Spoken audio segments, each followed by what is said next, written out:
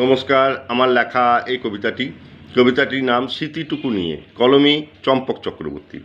এসেছিল সে আমার জীবনে, হাসিয়া খেলিয়া আনন্দে ভরিয়া, রেখেছিল আগলে আপন করিয়া, ভাবিয়া ভাবিয়া মরিতাম, দিয়েছিলাম আমার মন, পায়ে পায়ে রেখেছিল ভরে আমার আলোয়ের আঙ্গন।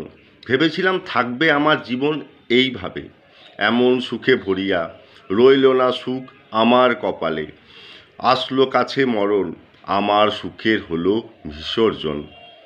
এসেছিল সে আমার জীবনে, হাসিয়া খেলিয়া আনন্দে ভরিয়া, আছি বেঁচে তার স্মৃতিটুকু নিয়ে, আছে আমার অঙ্গন, আছে আমার নয়ন।